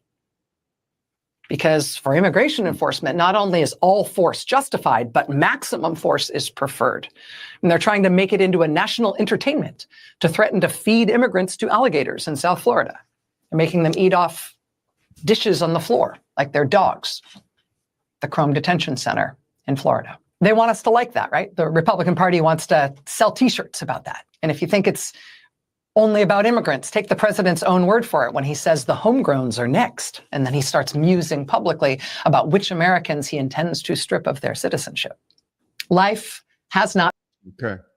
And I suppose you're okay with all of this, Mike, because I saw something that was disturbing today, and this was a nurse, a U.S. citizen, and she had a sign. She was protesting the illegality, the cruelty of that this so-called ICE. I mean, good gracious, they're going around and this administration, it's really, really sad. What they want to do is invoke fear to black and brown people. They're snatching people off the streets, but this particular nurse, the night ICE tackle had their knee on her neck, damn near arrested her because she had a protest sign. And when they approached her, she put the sign down. They claimed that her reason for arresting her was that she hit them with the sign. This was a paper sign. Okay. So these guys with guns and masked up and vests and stuff like that, she hurt them with a paper sign. But the witnesses said, no, she didn't do anything. She dropped the sign. And she was a white nurse that was protesting against, this illegal snatching people off of the streets. Folks, come on. This has gone way too far. People are going to the courthouses. So, well, were they here legally? Well, they are going through the legal process. And the last time I checked, Ann, is that the way to do that is that you apply, you apply for asylum, you're going to court for your court hearings. You are doing everything legally, okay? But what is ICE doing? Showing up, all right, and arresting people out of the courthouse. And that is your wheelhouse we're talking about right now. When someone has to show up to court, I mean, they it's a demand that you do show up to court, and you don't show up to court. What happens? Well, more than likely, there will be a failure to appear entered, and depending on the jurisdiction, I don't know who they send where you are, but where we are, the sheriff can come and pick you up for failure to appear in court. So it's a very serious thing not to show up when you have been issued a summons, or if there's, if there's a warrant for your arrest and you decide that you're going to ignore it and flee. These are very serious issues. So if you are summoned to go to court, I mean, even if it's for, a civil matter, you should take it seriously, and you should make plans to attend, because there could be a lot of serious consequences depending on the type of proceedings there are and how important whether you're testifying, whether you're bringing documentation, or whatever the case may be, is to the case. Okay. Yeah. Oh, you finished? I'm done. Okay. I'm done. Yeah, Mike. You're not telling the whole story, William, and it's unfair. What you're talking about. I don't know what whole story. I'm going to tell you if you let me. About? I'm going to tell you if you let me. Can I speak? With regard to ICE showing up to courtrooms, or whoever's showing up to these courtrooms to snatch up these people, the rest of the story that you're leaving out is that these people have lived illegally in this country for long periods of time and never followed through with the paperwork they should have been doing for asylum work. All of a sudden, when Trump starts cracking down on these people that are here illegally, oh, now they want to follow the law. Now they want to show up to court. Now they want to do things legally, even though they've been here for as many as, some of them, a decade or two, and never followed what they should have been doing with their asylum request. So now all of a sudden they come to Jesus, and they want to do it correctly, because they know that their tails are on the line and they're going to get deported. So why don't you tell the whole story instead of just the part, oh no, they're going through the process, they're showing up to court, see, they're good people. No, they lived here illegally for very long periods of time, and now they're getting caught up in the net. And what's happening with ICE and such, as far as showing their faces, that's an officer safety issue. Because once their faces go out into the media, and the media hates law enforcement in general, then their faces are going to be on national TV, and they are risking their lives and their families' lives, because people will look them up and go to their homes, just like they did with some of our Supreme Court justices that people didn't like. They showed up at their homes. One guy was driving across country to kill one of the Supreme Court justices. So showing your face when you're law enforcement can be a big deterrent. Should they have some labeling to go on? Yeah, but what causes the problem with that is if they have like sheriff or ICE or stuff on their back, then now they've tipped their hand, and now people know what they're doing and why they're doing it, and it prohibits them from properly carrying out their duties. So this is what it's come to. If people like Newsom in California and the other states would turn these criminals over as they're being released from the jail, instead of having to go out and search them out and find them in the community, where now they have to have a whole task force go in to round these people up. And what happens when you're rounding up that person you're looking for? Guess what? There's another dozen people that are here illegally in the country that get caught up in the net, just like dolphins getting caught up in the tuna net. It's not what they were looking for, but you know what? You're here illegally. Sorry, you're in the net. You're going too. So for you to cry these big crocodile tears over ICE doing their job is and for people to go after these ICE agents that are doing their job and trying to hurt them and possibly kill them is absurd. Do you think it's okay to go after law enforcement and harm them? I don't. So tell the whole story, William. Just don't tell the one side that you want. Oh, they're innocent people in court and they're snatching them up. No, tell the whole story. Yeah. I'm telling the whole story. And see, what you don't understand is that these people, it wasn't that they just showed up to court. They had court dates to go. That's how you go through the asylum process. Now, the illegal people that are here illegally, they are not going to court.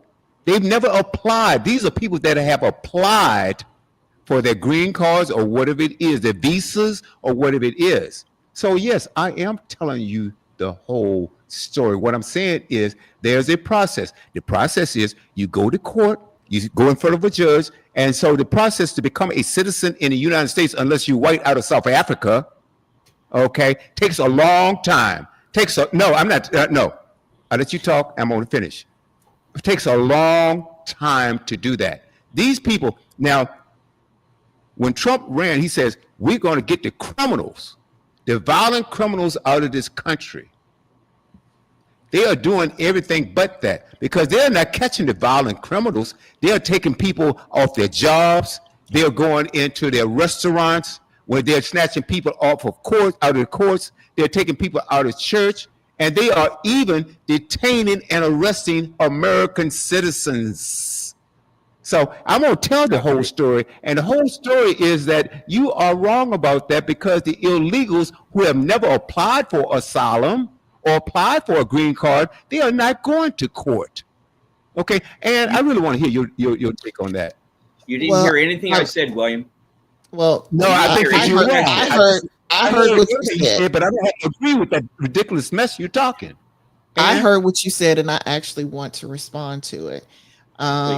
It is not just police officers. It's not just the Supreme Court justices who are being identified as to who they are. I think they're calling it being doxxed, but a whole lot of people who are considered on the left are being quote unquote doxxed as well. Not to mention the things that have been happening to them. If we recall, Gretchen Whitmer, who's the governor of was it Michigan? I think it was Michigan. She was the one that they wanted to abduct from her home. We're not going to even talk about what happened recently with the governor whose house was set on fire. It's there have been a lot of political crimes going on against people who are on the left as well as on the right, and people have been quote unquote unmasking jurors who were on the court when I believe Trump was on trial.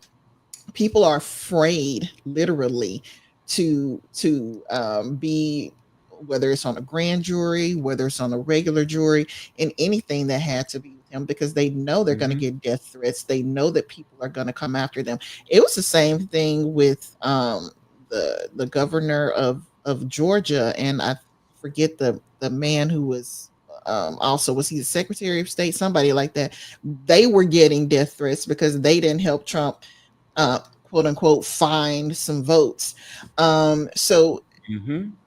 Even though these people have been receiving death threats, they're not putting masks on their faces. They're not hiding their identities so that, they can go out and arrest folks. That's the difference. I will say this about law enforcement. I have uncles, cousins, lots of family members who have been and who still are in law enforcement. I have a cousin on my father's side who is a cop in Memphis as we speak. I've had cousins who have retired from law enforcement. I've had family members who've worked in prisons, in the prison system as guards and whatnot. So I don't have a problem with people who are in law enforcement. And I've told this story before, so I'm going to tell it again just so people will understand not that it's not just because I have family members who are members of law enforcement.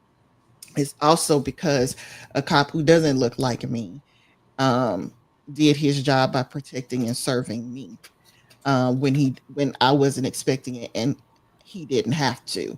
Um, where I work, there are a lot of homeless people who are out there, and this one particular guy who happened to be a white homeless guy would ask me for money on a regular basis, and I gave him money. I would give him money from time to time. So this one particular time he saw me, so he's like, "Oh, I know I can get some money from her." And he came and he sat down and he was telling me all about his problems and whatnot, and I was listening as usual. And this white man in a suit walked up and said, "Ma'am, is he bothering you?" And I said, "No, he's not." And he pulled back his jacket, showed me his badge and his gun, looked me directly in the eye and said, "Ma'am, is he bothering you?" And I said, "No, officer. He's just asking me for money. He's asked me for money before. But if you don't mind, I'm gonna go inside the building because I don't like pulling out my wallet in front of desperate people because desperate people do desperate things. So I'm gonna go in the building, get him some money, and then I'll come back and give it to him." And he waited. He let me do that, and he went. And I don't know if he threatened the man or not, but I know that guy looked scared as I don't know what as soon as he realized this was a cop. And he took the money and he went on about his business. I tell that story because I'm a woman who is African American, who grew up in Little Rock, Arkansas. I mean, who grew up in Arkansas, lives in Little Rock. And here, for me, white men look through me, past me. They don't acknowledge me. And it's pretty much the same for them. I don't I don't look at them. I don't acknowledge them when I know that they're ignoring me. A lot of the time, because of who I am, and God tells me I have to love everybody, I will smile and I will say hello to anybody, including white people, white men. But there's a certain vibe you get when people don't want to to even acknowledge that you exist. And I've gotten that my whole life. And so those folks I just leave alone. But for the most part, if you make eye contact with me, I will smile, say good morning, whatever Mhm. the case may be. In this You know, case, an officer who was a white guy didn't treat me that way. He looked at me when I wasn't even looking in his direction. He saw that I could have potentially been in a dangerous situation, and he did his job to serve and protect me out of nowhere. So I don't have a problem against quote unquote white cops. I have a problem with bad cops. And I don't that's care if right. they're black, I don't care if they're white. Uh, I have a problem with them. And I Absolutely. don't think that any person who's in law enforcement should cover up their faces and not show their badges when they are dealing with the public, because somebody who happened to be a white cop showed me what that really looks like. When you have a person who cares about the people, period, and is serving all of the people and not just some of the people. mhm. That's right. That's right. And I want to say this too. There are some great, great cops out here, Yeah, some really good ones. and black, white, Hispanic, whatever it is. Hmm. And it does make you feel good when you, because if I see a police officer in the store, I'll speak to him, and sometimes we'll have a conversation. Right. You know, Mike, before I knew that he was a police officer from the sheriff's department, I just thought he was a butcher at Ralph's. Okay, He looks like he's cutting up meat I just thought somewhere. he was a butcher at Ralph's. You know, It was my side he hustle. was he was a really cool he was a really cool guy. Right. Ouch! That almost No, hurt no, William. Can I get no, 5 pounds of no, beef? And no. I need some lamb and I'm some just, I'm wings. joking. I'm joking. I'm joking. 3 Okay. pounds of fried tilapia. That was his special.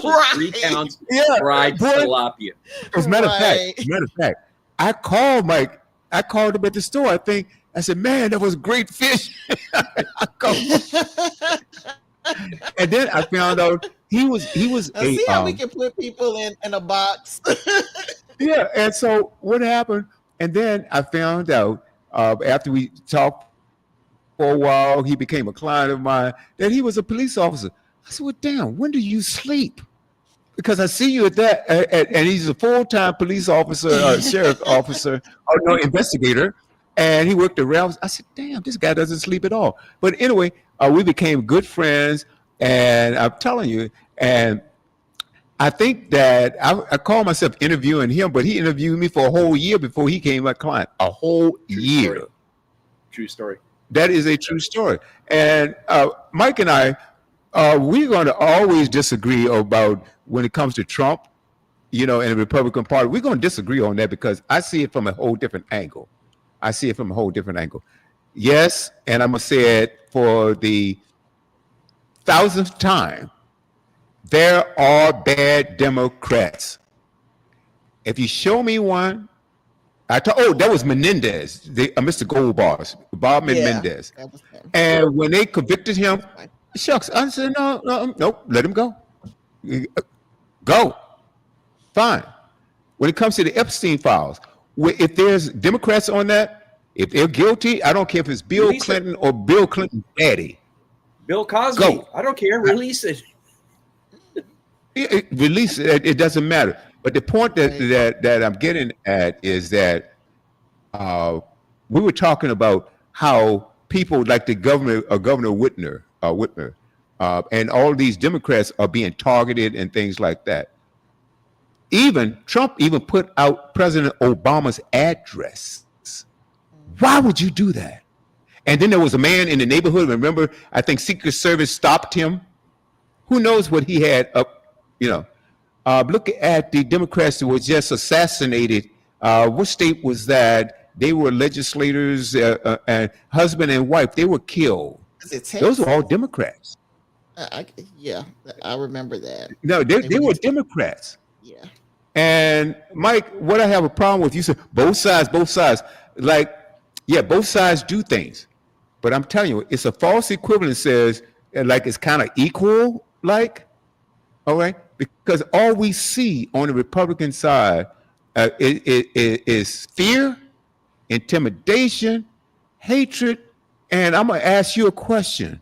You were with the sheriff's department. Was it 33 years? No, was it 33? Just shy of 30. Okay.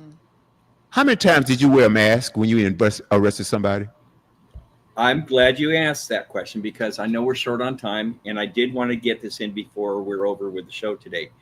Back when I was doing undercover work and we were doing felony no-knock warrants and such, we never went there in uniform, ever. We were in blue jeans. And I had. How many times did you wear a mask? Every time. Every time I had elbow pads, knee pads, jumpsuit, blue jeans, and head covering, the whole thing, doing no-knock warrants. Judge Ann knows what a no-knock warrant is. You don't go, hey, demand entry, sheriff's department. No, you just kick the door.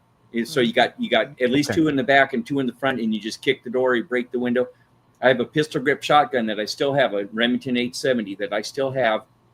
And I would take that. I had a mag light on the bottom of it. And I would find on the back of the house, I'd find whatever I thought was the bedroom window at 2 a.m. And I would take that shotgun and I would bash out that window. I hit the mag light and find the bed if I could, and rack the shotgun so they knew I meant business.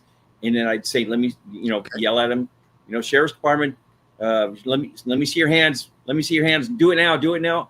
Okay, now get up, move to the front room. Do it now. Do it now. And I always wore a mask because I was dealing with gangs that threatened to kill me. I was dealing with drug people that threatened to kill me. In my house here in Redlands, I had a gun in every single room, and I'm not a paranoid person, but I'd like to stay alive. So there's 2 bathrooms. There's a gun in each bathroom. There's a gun in the kitchen. There's a gun in the living room. There's a gun in my office, and every one of them was loaded and ready to go. Because I was dealing with nasty people. Stater Brothers out here, William, because you lived out in Southern California. It's a supermarket out here. And there was times when things were so nasty that I actually, under my civilian clothes, would wear a bulletproof vest to go to the stupid market, because I was dealing with people that would think nothing of killing me. And so do you think I want them to see my face? Hell no. But when you say mask, are Okay. you talking Now you about like answered, a gas but see, you mask or answered like? part of the question. No. It's just covering like what, like the medical Mhm. masks. Only they weren't medical Uh-huh. masks. They were just a covering. Okay. Okay. Okay. Now you were talking about okay, you answered part of the question, but I'm saying that you were talking about no knock warrants. Hey, I'm not as proficient or understanding the law like you and Ann are, but in a regular day of duty or approaching people, or even if you have to arrest people, whatever it is, you're not wearing a mask. You're talking about no knock warrants. That's a whole different thing. I Just understand like that because ICE. that's a dangerous situation. I understand that. But you're not going to tell me that every arrest that you made or every stop that you ever made that you were wearing a mask. No, Okay. No, of no. course not. So the point that I'm getting at right now is that, see, the issue and the problem is right now that you have people even going around pretending to be ICE agents, because guess what? A lot of these ICE agents, they're wearing jackets and says ICE on the back, or t-shirt says ICE. Some aren't, okay? But the thing about it, and there are cases right now where people have pretended to be ICE agents. These guys are arresting people, and in a lot of cases, well, I haven't even seen a case right now that I've seen that they showed a warrant. They said we don't have to. Mm, maybe so. We don't have to. They are snatching up women and children. I saw something where they had arrested a pastor, a Mm, pastor, Were they here and there was illegally? more than one of those. Mike, I don't care. I don't care. I really don't. You don't care whether they're here I illegally. really You don't. don't care whether they're No, no, breaking the no. law. I really. You don't You know care if what? they're I tell you breaking what. the law. Even if they were, now this is my point. Even if they were here illegally, you don't treat them like dogs. You do not treat them like dogs. Okay, When well, you're you got arrested, alligator Alcatraz can I and all this answer? kind of stuff, and you got people that shouldn't even be there. They I'd like to deported people answer. out of this country. They've deported people out of this country, Mike, that never should have been deported. I'd like to They answer. are they have deported children. They have arrested citizens. They have gone too far. Yes, sir. You can answer whatever you want to answer. When you're making arrests of people, especially when you don't know exactly what the outcome's going to be, you err on the side of caution. If you're going to put handcuffs on a grown ass man, that can get violent very quickly. It can get ugly right now in a split second. So you're not going to be all. It's not going to be all just dandelion leads and unicorns and rainbows. You can't take that risk because the prevailing thought in law enforcement in particular, especially if you're dealing with high-end stuff like what ICE is dealing with, is I'm going to do whatever I have to do to go home safe to my family tonight. That's what's in your head. And you're not going to give these bad people, these criminals, a chance to get over on you, hurt you, possibly kill you. So you're going to err on the side of caution. You're going to protect your identity, and you're not going to mess around when you're arresting somebody. People get froggy really quick when you break out those handcuffs, because people don't like being restrained. Women, men, I don't care. They do not like to be restrained, and it gets ugly real quick. And that's why you always have to take the upper hand. You never show your handcuffs in advance. You talk to people. You make sure you're in a position of safety, and then when you can, you put a restraint hold on them, what's called a pain compliance hold on them, where you take a wrist or whatever, and you put it in a position where if they get froggy with you, you can hurt them. And then if you have to, you take them to the ground, and then you cuff them. But you always deal from a position of safety and power. You don't let bad people get the upper hand on you. That's how people get hurt. That's how officers end up in the hospital. That's how they have to retire, because they no longer can be officers because some criminal hurt them. So don't save your crocodile tears for alligator, whatever, Alcatraz, because bad Really? people will hurt you. And William, I don't know if you've ever been in that position, but you know, have you ever been in a 30-second fight or a 1-minute fight or a 2-minute fight? It gets exhausting really quickly, and people get hurt doing that. So you always want it. You want that surprise, Yeah. that element of surprise.